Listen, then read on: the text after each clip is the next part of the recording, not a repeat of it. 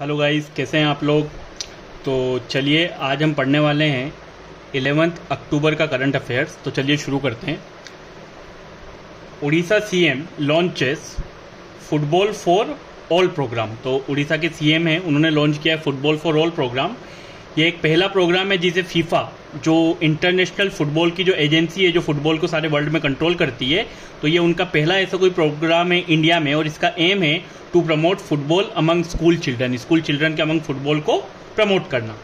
उड़ीसा की कैपिटल है भुवनेश्वर। यहाँ के जो सीएम है उनका नाम है नवीन पटनायक और उड़ीसा के गवर्नर है गणेशी लाल। और यहाँ पे जो एक हमारे पास स्टेटिक की चीज़ आई है वो है फीफा। तो फीफा का फुल फॉर्म होता है international federation of association football. ये फाउंड हुआ था 21 मई 1904 को।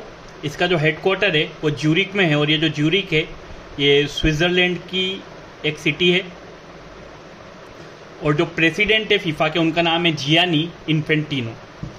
Second news is Himachal Pradesh starts new scheme to help farmers, और इसको जो नाम दिया गया है वो हिमकेट दिया गया है। और ये जो स्कीम आई है हिमकेट, it is launched to provide better facilities for water conservation, crop diversification and integrated farming. ठीक है। अब जो हिमाचल प्रदेश है इसकी जो कैपिटल है वो दो है, एक शिमला और एक धर्मशाला। अब आपका काम ये है कि इसमें जो समर कैपिटल है वो शिमला है और जो विंटर कैपिटल है वो है धर्मशाला।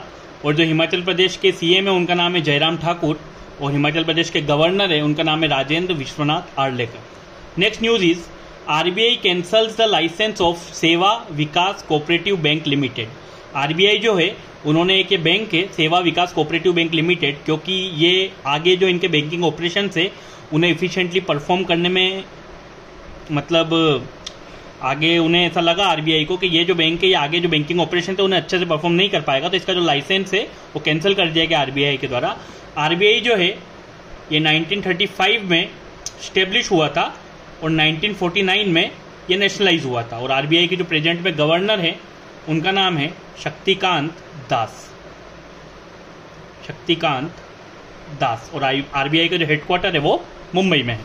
नेक्स्ट जो न्यूज है वो है हमारे पास कि चंद्रयान 2 जो मिशन है इसरो का, it finds abundance of sodium पाया गया है कहां पर, मून की सरफेस पर पहली बार। तो ये जो हमने मिशन भेजा है तो उसमें जो एक्सरे स्पेक्ट्रोमीटर लगाया है जिसका नाम है क्लास, उसने डिटेक्ट किया है मून की सरफेस पे सोडियम को। और चंद्रयान 2 मिशन जो है ये लॉन्च हुआ था 22 जुलाई 2019 को। इसे लॉन्च किया गया था इसरो के द्वारा। और इसरो जो है Indian space research organisation, establish हुआ था 1969 में, और इसका जो हेडक्वार्टर है वो है बेंगलुरु में। ठीक है। अगली जो न्यूज है वो है भूपेंद्र यादव, जो कि हमारे यूनियन इन्वायरमेंट मिनिस्टर हैं। He attends sustainable mountain development summit, 11th sustainable mountain development summit, जो कि लेह लद्दाख में हो रही है, उसे इन्होंने अटेंड किया, जिसकी जो थीम है वो है harnessing tourism for sustainable mountain development. तो जैसे कि लद्दाख को आप सब जानते हैं कि उसे यूनियन टेरिटरी बना दिया गया है, तो वहाँ के जो लेफ्टिनेंट गवर्नर है उनका नाम है राधाकृष्ण माथुर। लद्दाख की दो कैपिटल है लेह और कारगिल, और वहाँ की जो विंटर कैपिटल है उसका नाम है Skardu. Then the next news which we have is Samantha Cristoforetti. तो सामंथा क्रिस्टोफोरेटी जो कि इटली की एक एस्ट्रोनॉट है, ये फर्स्ट यूरोपियन वीमेन बनी है जो कमांड करेगी आईएसएस को। आईएसएस का मतलब होता है इंटरनेशनल स्पेस स्टेशन। ये जो है सामंथा क्रिस्टोफोरेटी, ये 2009 में ईएसए के द्वारा चुनी गई थी to become Italy's first female astronaut. Italy की पहली फीमेल एस्ट्रोनॉट थी सामंथा क्रिस्टोफोरेटी, और अब ये पहली यूरोपियन वुमेन बनेगी जो आईएसएस को, जो इंटरनेशनल स्पेस स्टेशन को कमांड करेगी। अब हम पढ़ते हैं आईएसएस इंटरनेशनल स्पेस स्टेशन के बारे में। ये फाउंड हुआ था 1998 में। ये एक मॉड्यूलर स्पेस स्टेशन है जिसे स्पेस में लॉन्च किया गया था, जो लोअर ऑर्बिट में अर्थ की वहां पे मूव करता है। इट सर्कल्स द अर्थ इन रफली 93 मिनट्स। ये 93 मिनट्स में अर्थ को पूरा, मतलब सर्कल उसका एक चक्कर लगा लेता है। जो आईएसएस लॉन्च हुआ है इसमें 5 पार्टिसिपेटिंग एजेंसी है। वो 5 पार्टिसिपेटिंग एजेंसी है नासा, जो कि यूएस की स्पेस एजेंसी है, रोसकोस्मोस जो कि रशिया की है, जाक्सा जो जापान की स्पेस एजेंसी है, यूरोपियन स्पेस एजेंसी ईएसए जो यूरोप की स्पेस एजेंसी है, and the last one is CSA Chinese space agency जो कि चाइना की है। The next one is Mumbai airport completely switches to renewable energy. अब मुंबई का जो एयरपोर्ट है ये कंप्लीटली स्विच कर गया है रिन्यूएबल एनर्जी को। तो मुंबई का जो एयरपोर्ट है इसका नाम है छत्रपति शिवाजी महाराज इंटरनेशनल एयरपोर्ट। ठीक है, तो जो छत्रपति शिवाजी महाराज इंटरनेशनल एयरपोर्ट है मुंबई का, वो कंप्लीटली रिन्यूएबल एनर्जी को स्विच कर गया है। Next one is Jyotiraditya Scindia, जो कि यूनियन मिनिस्टर है सिविल एविएशन के। Jyotiraditya Scindia inaugurates 4th heli India summit 2022 in Srinagar. तो जो चौथी हेली इंडिया समिट है 2022 में, वो श्रीनगर में हो रही है और उसे इनोग्रेट किया है यूनियन सिविल एविएशन मिनिस्टर, जो नागरिक उड्डयन मंत्री है ज्योतिरादित्य सिंधिया, उन्होंने। और इसकी जो थीम है वो है helicopters for last mile connectivity. Next, international day of the girl child. International day of girl child जो है वो 11 अक्टूबर को मनाया जाता है। इसे एस्टेब्लिश किया था यूएन के द्वारा 2011 में, और ये फर्स्ट ऑब्जर्व किया गया था 2012 में। यूएन जो कि यूनाइटेड नेशन है, जो एस्टेब्लिश हुआ था 1945 में 24 अक्टूबर को, और इसका जो हेडक्वार्टर है यूएन का वो है न्यूयॉर्क में। और ये जो international day of girl child है, इसकी 2022 की जो थीम है वो है our time is now, our rights, our future. Then the 10th news is, 2 player है, हरमनप्रीत कौर जो कि इंडिया से बिलोंग करती है, इंडिया की विमेन्स टीम की कैप्टन है, और मोहम्मद रिजवान जो पाकिस्तान जो क्रिकेट टीम है उसके विकेट कीपर हैं। इनको ICC player of the month चुना गया है सितंबर मंथ के लिए, सितंबर 2022 के लिए।